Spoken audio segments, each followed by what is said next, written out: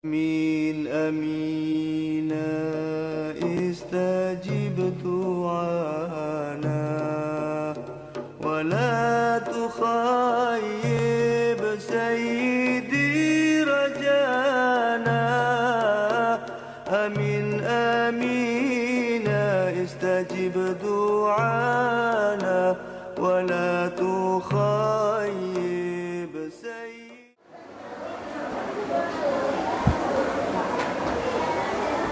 Assalamualaikum warahmatullahi wabarakatuh.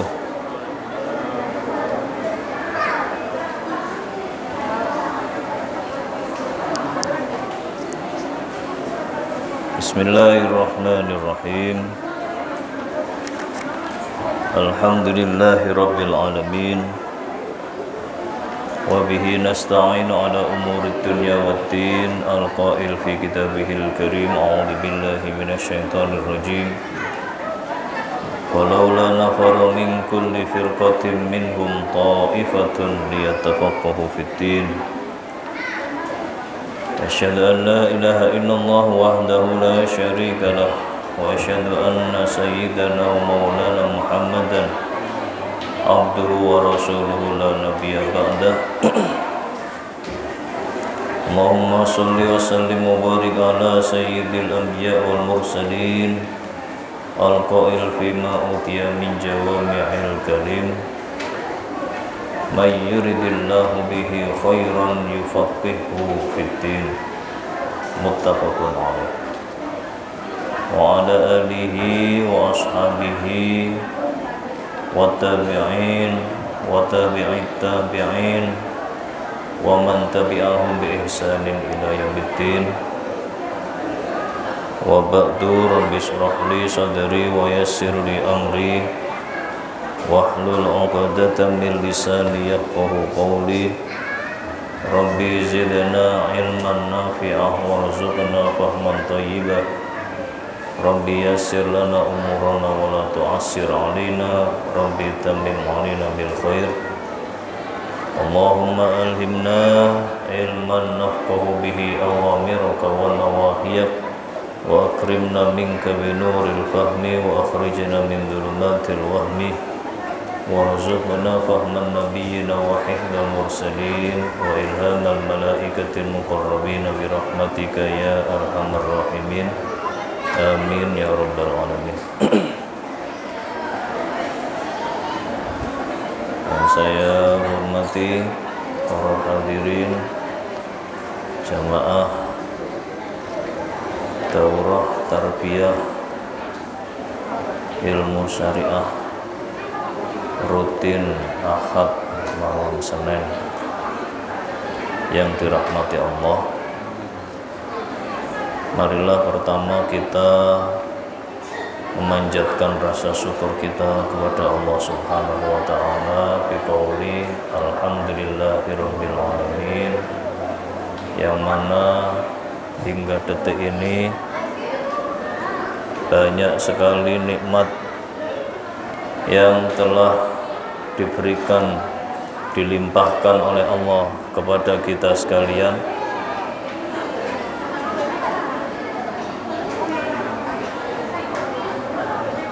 yang apabila kita menghitungnya maka kita tidak akan mampu untuk melakukannya. Dan bersyukur atas nikmat Allah adalah kunci sukses untuk meraih nikmat Allah selanjutnya, karena sesuai dengan janji Allah, la in syakartum la azidannakum. Apabila kalian bersyukur, berterima kasih kepada Allah atas nikmatnya, maka Allah akan benar-benar akan menambahkan nikmat tersebut. Semoga kita terlindung dari kufur nikmat. Kita berlindung kepada Allah dari mengkufuri nikmat-nikmatnya, karena orang yang mengkufuri nikmat diancam oleh Allah dengan siksa yang pedih. sesuai dengan firman Allah, wala in kafartum inna adabi lasyadid. Na'udzubillah min dzalik. Selanjutnya marilah kita menghadiahkan doa sholawat dan salam kepada junjungan kita, suri tauladan kita, pemimpin umat Islam ila akhir zaman, Nabi Agung Muhammad sallallahu alaihi wasallam. Sebagai rasa terima kasih kita kepada beliau yang telah membimbing umat dari jahiliyah menuju hidayah, dari gelap menuju terang, dari tidak terarah menuju ke tujuan yang pasti, yakni ajaran Islam. Marilah kita hadiahkan doa Allahumma sholli wa sallim wa barik ala sayyidina Muhammad wa ala alihi wa ashabihi ajma'in. Mudah-mudahan kita diakui sebagai umat beliau yang akan mendapat syafaat beliau mulai dari kehidupan dunia ini, terkhusus besok di kehidupan setelah kiamat, yakni kehidupan akhirat, di mana seluruh umat akan membutuhkan mencari penolong bagi nasibnya, dan satu-satunya pemberi syafaat adalah beliau Nabi Agung Muhammad sallallahu alaihi wasallam, dan beliau berjanji akan menyelamatkan seluruh umatnya dari kesulitan-kesulitan hari kiamat, dan semoga kita termasuk di dalamnya yang akan diberikan fasilitas, yakni telaga Kautsar dan surganya Allah Subhanahu wa ta'ala. Amin ya rabbal alamin. Dan selanjutnya marilah kita berterima kasih kepada para pendahulu kita, pada orang-orang yang telah nyata-nyata memberikan sumbangsih perjuangan, jasa, pendidikan, bahkan infrastruktur dakwah kepada kita sekalian, terkhusus Murabbi Ruhina Raden Rahmatullah Sunan Ampel, yang hingga saat ini, detik ini, peninggalan beliau dapat kita gunakan sebagai sarana dakwah, sarana tarbiyah, sarana syiar li'ilai kalimatillah, yakni Masjid Agung Sunan Ampel ini. Semoga beliau senantiasa diberikan derajat yang tinggi di sisi Allah Subhanahu wa ta'ala, beserta keluarga, murid-murid beliau, dan seluruh yang terlibat dalam dakwah beliau, perjuangan beliau. Dan mudah-mudahan kita sebagai umat Islam saat ini bisa mewarisi semangat beliau dalam berjuang, dalam beramal, dalam bertarbiyah, dan kita juga mampu mengajak generasi-generasi kita berikutnya untuk mewarisi perjuangan ini. Mudah-mudahan lestari ila yaumil qiyamah. Amin ya rabbal alamin. Marilah kita berhadiah Fatihah kepada para beliau bisyafaati Rasulillah. Al-Fatihah. Alhamdulillahirabbil alamin.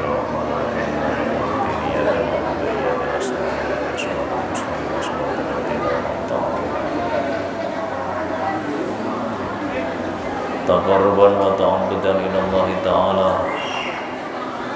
وتوسلا وهدية لحضرة نبينا وشفيعنا وقرة أعيننا محمد صلى الله عليه وسلم وعلى آله وأصحابه وذرياته وإخوانه وآبائه من الأنبياء والمرسلين وآل كل وأصحاب كل والتابعين وتابع التابعين ومن تبعهم بإحسان إلى يوم الدين. لهم الفاتحة. بسم الله الرحمن الرحيم. الحمد لله رب العالمين الرحمن الرحيم مالك يوم الدين. إياك نعبد وإياك نستعين اهدنا الصراط المستقيم صراط الذين أنعمت عليهم. ثم إلى جميع ملائكة الله من ملائكة الأرض والسماوات خصوصا لجميع ملائكة المقربين وحملة العرش وبالخصوص لسيدنا جبريل وسيدنا ميكائيل وسيدنا إسرائيل وسيدنا إسرافيل عليهم السلام. لهم الفاتحة. أعوذ بالله من الشيطان الرجيم. بسم الله الرحمن الرحيم. الحمد لله رب العالمين الرحمن الرحيم مالك يوم الدين. إياك نعبد وإياك نستعين اهدنا الصراط المستقيم صراط الذين أنعمت عليهم غير المغضوب عليهم ولا الضالين آمين. ثم إلى جميع أرواح أولياء الله خصوصا سيد الأولياء Syekh Abdul Qadir Al-Jailani وجميع سادة الأولياء وبالخصوص لجميع أولياء جزيرتنا نusantara خصوصا بأولياء التسعة خاصة مع مزيد برك وإحسانك لمربي روحنا رضي رحمة الله سبحانه وتعالى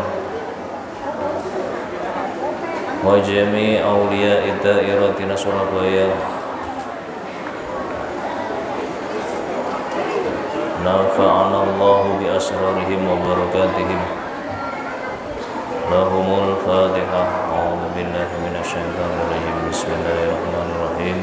الحمد لله رب العالمين الرحمن الرحيم مالك يوم الدين. إياك نعبد وإياك نستعين اهدنا الصراط المستقيم صراط الذين أنعمت عليهم غير المغضوب عليهم ولا الضالين آمين. ثم إلى جميع أرواح أئمة المجتهدين ومقلدين في الدين من العلماء العاملين الصالحين والمخلصين جميع المجاهدين في سبيل الله جميع من سلك مسالكهم وطريقاتهم من طريقة التعليم والتعلم والتربية الإسلامية والجهاد في سبيل الله. وإلى جميع أرواح مشايخنا وأساتذتنا وعلمنا ومن انتسب إليهم ومن سلك مسالكهم. وإلى جميع أرواح المجاهدين في سبيل الله والمؤسسين الحركة الإسلامية خصوصا جمعيتنا نهضة العلماء وغيرهم. غفر الله ذنوبهم ونور ضريحهم ورفع درجاتهم عند الله رب العالمين. بسر الفاتحة. أعوذ بالله من الشيطان الرجيم. بسم الله الرحمن الرحيم. الحمد لله رب العالمين الرحمن الرحيم مالك يوم الدين. إياك نعبد وإياك نستعين اهدنا الصراط المستقيم صراط الذين أنعمت عليهم غير المغضوب عليهم ولا الضالين آمين. وخصوصا هدية لروح مؤلف هذا الكتاب Syekh Abi Suja وشارحه Dr. Mustafa Tibul Qurra. ونخص خصوصا لإمامنا الشافعي وأصحابه لجميع أرواح أهل العلوم خصوصا من فن علوم الشريعة. وإلى جميع أرواح إخواننا الذين سبقونا بالإيمان. لهم الفاتحة. أعوذ بالله من الشيطان الرجيم. بسم الله الرحمن الرحيم. الحمد لله رب العالمين الرحمن الرحيم مالك يوم الدين. إياك نعبد وإياك نستعين اهدنا الصراط المستقيم صراط الذين أنعمت عليهم غير المغضوب عليهم ولا الضالين آمين. ثم إلى جميع أرواح آبائنا وأمهاتنا وأجدادنا وجداتنا ومن له حقوق علينا من ذرياتنا. وإلى جميع أرواح المؤمنين والمؤمنات والمسلمين والمسلمات من لدن آدم إلى يوم القيامة أينما كانوا مشارق الأرض والمغارب والبر وبحرها وغفر الله ذنوبهم ونور ضريحهم ورفع درجاتهم عند الله رب العالمين. الفاتحة. الحمد لله رب العالمين الرحمن الرحيم مالك يوم الدين إياك نعبد وإياك نستعين اهدنا الصراط المستقيم صراط الذين أنعمت عليهم غير المغضوب عليهم ولا الضالين آمين. Alhamdulillah, semoga diterima oleh Allah Subhanahu wa taala sebagai amal yang baik. Kemudian kita masuk pada kajian kita, melanjutkan kajian minggu kemarin, masih di kitab Usaid wa Dzaba'ih di fasal tentang udhiyah atau kurban. Kemarin sudah kita bahas tentang bagaimana kurban itu, apa kurban itu, hewan-hewan apa saja yang bisa dijadikan kurban dan lain-lain, serta waktunya, waktu dari kurban itu kapan. Selanjutnya kita lanjutkan. Bismillahirrahmanirrahim. Qala mu'allif rahimahullahu ta'ala wa nafa'ana bihi wa bi ulumihi wa asrarihi wa barakatihi fid dharaini amin. Wa yustahabbu, gitu ya, disunnahkan inda dzabhi khamsatu asya'a, ketika menyembelih hewan kurban disunnahkan 5 perkara. Disunnahkan ini ya, berarti bukan sesuatu yang menentukan sah dan tidaknya kurban, tapi nilai lebih dari berkurban. Dan ini untuk pelaku penyembelihan hewan kurban. Apa saja yang disunnahkan? Ada 5 ini. Yang pertama adalah at-tasmiyatu, membaca bismillah atau menyebut asma Allah. Bismillahirrahmanirrahim, gitu ya. Yang kedua adalah wassalatu ala nabi sallallahu alaihi wasallam, yakni membaca sholawat kepada Nabi sallallahu alaihi wasallam dengan berbagai versi sholawat yang kita tahu, terserah apa. Atau mungkin versi sholawat yang pertama kali yang diperkenalkan oleh malaikat Jibril, ya enggak apa-apa. Apa itu? Sallallahu ala Muhammad. Itu versi sholawat pertama kali yang dikenalkan oleh malaikat Jibril. Diperkenalkan kepada siapa? Kepada Nabi Adam, gitu ya. Kenapa kok diperkenalkan kepada Nabi Adam? Karena Nabi Adam pada saat itu ingin menikahi Siti Hawa, sementara Siti Hawa minta mas kawin Muhammad. Kenapa kok minta mas kawin Muhammad? Karena beliau, Siti Hawa ini, melihat di surga itu banyak sekali nama atau asma tulisan Muhammad itu disandingkan dengan asma Allah. Allah Muhammad, Allah Muhammad, gitu ya. Banyak sekali di sudut-sudut surga itu. Jadi itu merupakan salah satu pemandangan indah di surga, adalah di situ ada lafaz Allah dan Muhammad bersandingan. Terus orang-orang di dunia yang ingin menjadikan rumahnya sebagai surga, dipasanglah itu biasanya ya di ruang tamu atau ruang keluarga Allah Muhammad. Tidak hanya di masjid ya. Kalau kita melihat orang-orang dulu itu masang di rumah. Mungkin kalau sekarang sudah jarang karena ya banyak yang tidak tahu riwayatnya. Kenapa dulu orang-orang dulu masang Allah Muhammad bersandingan? Kenalnya hanya di masjid saja, di musola saja. Nggak ada yang menceritakan tentang surga. Dulu itu ada Allah dan Muhammad. Karena Siti Hawa ingin mas kawin Muhammad, maka Nabi Adam ini bingung, gimana ini maksudnya mas kawin dengan nama Muhammad. Nah, akhirnya Jibril mendekati Nabi Adam dan mengajarkan sholawat, bacaan sholawat kepada Nabi Muhammad atau doa sholawat kepada Nabi Muhammad yang pertama kali ada. Dan sampai saat ini sholawat itu dikenal sebagai sholawat Jibril, yang biasanya dipakai orang-orang untuk pesugihan. Pesugihan gitu. Baca ini berapa ribu kali, nanti tunggu sesuatu yang apa itu ya, dan lain sebagainya.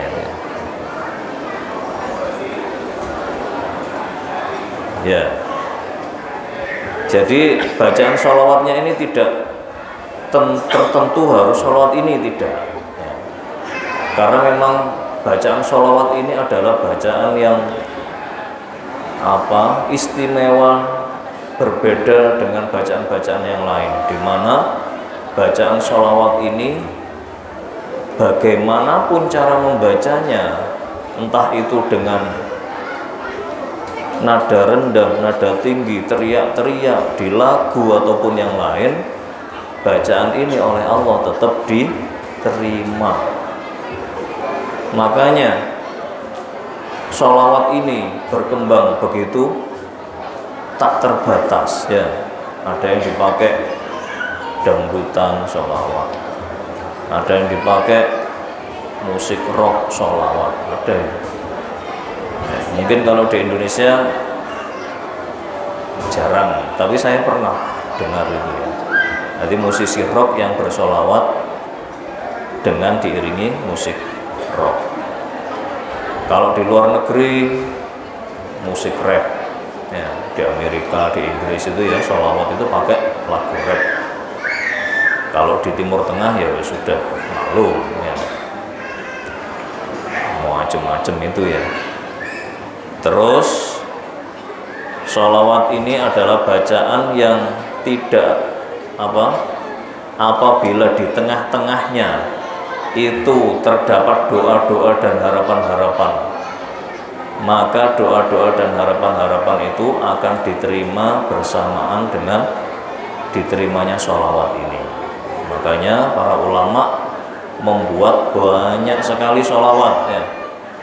Ada sholawat apa? Munjiat, sholatan tunjina biha, itu kan doa tuh itu. Ada sholawat naria ya, Allahumma sholli sholatan kamilatan wa sallim salaman taman, itu ya. Ada sholawat fatih, ada sholawat ibrahimi, ada sholawat macam-macam ya, banyak sekali. Yang mana di tengah-tengahnya itu berisi harapan-harapan atau doa dari pengarang sholawat tersebut. Jadi di sini baca sholawatnya terserah, tidak tertentu sholawat apa. Pakai sayyidina boleh, enggak pakai sayyidina juga boleh. Tapi yang enggak pakai sayyidina biasanya dikritik. Kamu panggil Nabi Muhammad enggak pakai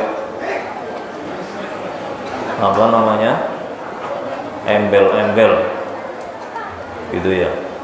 Sementara panggil presiden Bapak Presiden, pakai Bapak. Panggil gubernur Ibu Gubernur. Nah kok kamu panggil Nabi Muhammad pakai Muhammad tok? Nah itu biasanya dikritiknya itu ya. Ada yang mengkritik seperti itu. Sehingga di kalangan Nahdliyin ataupun kalangan-kalangan tertentu yang pecinta sholawat itu biasanya di depan nama Muhammad itu diberi sebutan-sebutan Sayyidina wa Maulana wa Habibina wa Qurrati A'yunina, banyak sekali itu ya. Nah itu tidak lain karena ingin memuliakan Nabi Muhammad secara terukur ya, karena tidak ada satupun orang Islam yang menyebut Nabi Muhammad sebagai Ilahi Muhammad, tidak ada kan? Tidak seperti orang Nasrani. Kalau orang Nasrani menyebut Isa sebagai anak Tuhan, tapi kalau orang Islam tidak ada yang menyebut Nabi Muhammad sebagai anak Tuhan. Nah, itu bedanya. Jadi nggak usah khawatir, wah jangan berlebihan dengan Nabi Muhammad. Oh tidak, terukur gitu ya, terukur. Sehingga para ulama kita kalau mengajarkan tentang Nabi Muhammad mesti ada perimbangan antara Nabi sebagai manusia dengan Nabi sebagai utusan Allah yang istimewa. Biasanya gitu ya, Muhammadun basarun lakin lakal basariya, gitu ya. Nabi Muhammad itu manusia tetapi tidak seperti manusia pada umumnya. Bal huwa kal yaquti bainal hajari, gitu ya. Beliau seperti permata di antara bebatuan yang ada di sekitarnya. Seperti itulah para ulama kita mengajarkan tentang Nabi Muhammad kepada kita. Tetap kemanusiaannya itu diberitahukan, diberitakan, diajarkan, dan keistimewaan beliau yang tidak sama dengan manusia yang lain juga diajarkan. Sehingga di situ diharapkan kita paham dengan Nabi Muhammad itu secara seimbang, proporsional. Kita tidak meremehkan Nabi Muhammad. Nabi Muhammad itu loh manusia biasa, gitu ya, manusia biasa. Nah, tidak hanya seperti itu, ya. Jangan dianggap manusia biasa toh. Nyata-nyata mukjizatnya luar biasa. Tidak ada mukjizat Nabi sebelum Nabi Muhammad yang bisa menyamai mukjizatnya Nabi Muhammad, di mana mukjizat itu berlaku mulai zaman Nabi sampai kiamat. Apa itu? Al-Quran, ya, itu mukjizatnya Nabi Muhammad. Meskipun di zaman Nabi tidak ditulis Al-Quran itu di buku, tidak dibukukan, ya, apa dibukukan? Enggak kan? Di zaman Nabi tidak ada itu tulisan, apalagi seperti sekarang yang Quran buku rapi berharokat, tulisannya seragam semua, bacaannya seragam semua, nggak ada dulu. Nabi punya 3 orang sekretaris pribadi. Ketika menerima wahyu, beliau nyuruh sekretarisnya mencatat. Di mana nyatatnya? Apa ada kertas? Enggak ada dulu. Peradabannya belum sampai ke sana. Meskipun pada saat itu sudah ada kertas, tapi kertas masih menjadi barang mewah di India, di Cina, gitu ya. Nah, ini kalau cerita macam-macam kelebaran ya. Kita kembali lagi aja ke sini, ya. Terus yang disunatkan yang ketiga adalah wastiqbalul kiblati, menghadap kiblat, baik yang disembelih maupun yang menyembelih. Ini kalau orang yang menyembelihnya pakai tangan kanan, ini tidak ada masalah, ya, nggak ada masalah kan? Menghadap kiblat, kambingnya miringnya juga menghadap kiblat, ya, kepalanya di tangan di sebelah kiri, ini di sebelah kanan gini kan, enak toh. Nah, ini yang repot kalau kidal kayaknya agak repotan. Tapi mungkin kalau sudah terbiasa ya enggak juga. Jadi seperti itu, menghadap kiblat yang menyembelih dan juga hewan yang disembelih. Dan selanjutnya yang keempat, wat takbiru, membaca takbir. Allahu Akbar, itu minimalnya. Biasanya kalau di sini ketika mau menyembelih hewan kurban, takbiran, ya, takbiran dulu. Allahu Akbar, Allahu Akbar, Allahu Akbar, la ilaha illallah, wallahu akbar, Allahu Akbar, walillahil hamd, gitu ya. Terus setelah itu wat du'a bil qabul, berdoa supaya korban ini diterima, berharap diterima oleh Allah. Biasanya gimana doanya orang-orang kalau mau menyembelih korban itu? Biasanya gimana? Allahumma hadza minka wa ilaika fataqabbal, gitu ya. Ya Allah, hewan ini dari Engkau, karunia Engkau, rizki dari Engkau. Allahumma hadza minka, dari Engkau. Wa ilaika, dan kami persembahkan kepada Engkau, kami jadikan ibadah kepada Engkau. Fataqabbal, maka terimalah ibadah kami ini, ibadah kurban kami ini, persembahan kami ini, gitu ya. Itu doanya yang biasa dibaca di kalangan kita kalau menyembelih hewan kurban.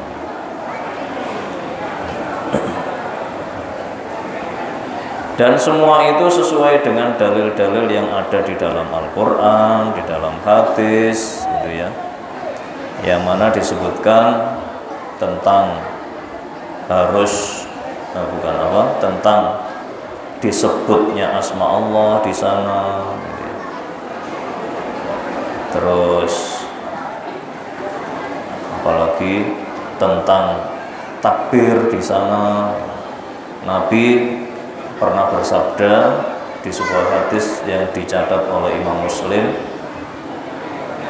Nabi bersabda, Bismillahi wallahu akbar. Jadi Bismillah dan Allahu akbar.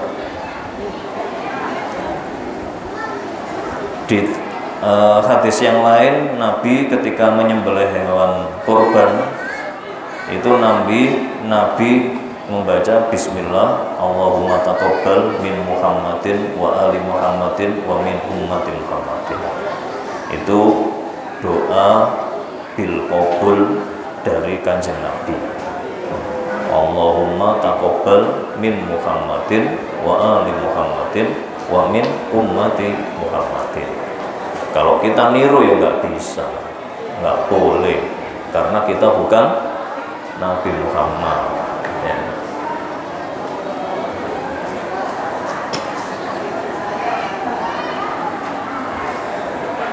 Jadi itulah tata cara dalam menyembelih kurban yang sempurna, yakni mengerjakan sunnahnya. Ya. Kalau wajibnya kan sudah kita bahas ya, harus memotong bagian apa saja itu ya, itu kan wajibnya. Ini sunnahnya, berarti kesempurnaan dari udhiyah atau kurban itu. Jadi sesuatu yang ibadah yang sempurna itu ketika kita melakukan yang wajib dan yang sunnah. Selanjutnya, wala yaqulul mudhi syai'an minal udhiyatil mandhurah. Nah, ini yang pernah saya singgung minggu kemarin. Orang yang berkorban dengan kurban nazar, udhiyah al-mandhurah, ya, itu tidak boleh memakan daging atau memakan bagian dari hewan kurbannya, meskipun hanya sedikit. Ya. Kenapa? Karena kurban yang nazar itu, yang dinadari itu berhukum wajib, gitu ya. Dan kemarin sudah saya sampaikan tentang hendaknya panitia, ya maaf saja, panitia kurban ini mencari tahu ilmu tentang kurban lebih lengkap, gitu ya, supaya tidak sampai terjadi hal-hal yang tidak diinginkan.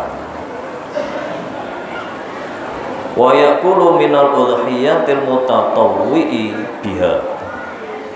Tapi kalau kurbannya itu karena tatawu atau sunnah, melakukan ibadah sunnah, maka yang berkorban boleh memakannya. Seberapa banyak memakannya ini? Ini para ulama rata-rata yang paling terkenal itu menyebut maksimal 1/3 bagian. banyak juga ya. Maksimalnya sepertiga bagian dari hewan kurban itu. Lah terus apa nanti di akhirat besok, umpama saja dia ngambil kaki belakangnya, apa nanti kambingnya tanpa kaki belakang? Ya enggak ya. Karena kurbannya ini, ketika kurban ini sudah diniatkan ibadah dan diterima oleh Allah, ini urusan Allah sudah.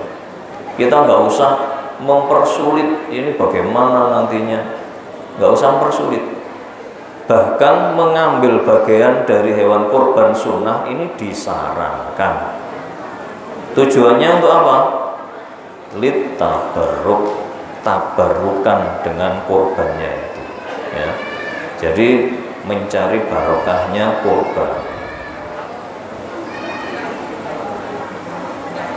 Jadi nggak usah dipikir nanti kambingnya atau sapinya bagaimana kalau kita ngambil. Terus sisanya bagaimana yang 2/3? Yang 2/3 ini bagaimana? Ini ada ulama yang menyarankan sebaiknya yang 1/3 itu diberikan sebagai hadiah, yang 1/3 ya lagi diberikan sebagai sodako. Apa bedanya hadiah dan sodako? Sudah pernah saya bahas ya kemarin ya. Kemarin kapan itu ya? Kalau hadiah berarti kita itu memberinya kepada orang yang di atas kita, umpama kepada orang kaya, kepada guru kita, kiai kita, itu kita sebut sebagai hadiah, bukan sodako ya, bukan sodako. Jadi kalau kita mau memberi kepada para guru, jangan bilang ini sodako saya, itu kurang sopan ya. Karena Nabi itu pernah menegur sahabatnya yang memberi sodako kepada Nabi. Nabi, ini sodako saya kepada panjenengan. Kanjeng Nabi tersenyum dan diberi pengertian, sahabat. Jangan sodako kepada saya, hadiah. Kalau kamu memberi hadiah itu berarti kamu lebih menghormati kepada orang yang kamu beri, itu ya. Tapi kalau sodako kepada siapa? Kepada fakir miskin. Nah, itu. Tapi kalau kalau kita pasrah ke panitia, ya sudah tercakup semuanya itu ya. Nggak ada itu istilah ini hadiah saya, ini sodako saya, sudah nggak ada, karena diurusi sama panitia semua. Tapi yang paling penting itu panitia harus bisa paham mana udhiyah wajib dan mana udhiyah sunnah, karena perlakuannya berbeda ya. Jadi itu harus dipahami oleh panitia. Oh, ini orang ini wajib semua, ini sapi ini wajib semua karena termasuk nazar. Berarti nanti jangan dikasih ke orang-orangnya, ini harus kepada kelompok yang lain. Dicatat lah ini. Catat ini kelompok 1, kelompok 2, sehingga nanti akhirnya disilang gitu ya. Untuk memberikannya disilang, nggak dijadikan satu campur urap. Wah, ini resiko tinggi ya kalau dicampur. Itulah pembahasan sementara, belum selesai. Mudah-mudahan kita masih ditemukan lagi oleh Allah dalam keadaan yang lebih baik untuk menyelesaikan pembahasan ini di minggu yang akan datang. Wallahu a'lamu bishawab. Al-Fatihah.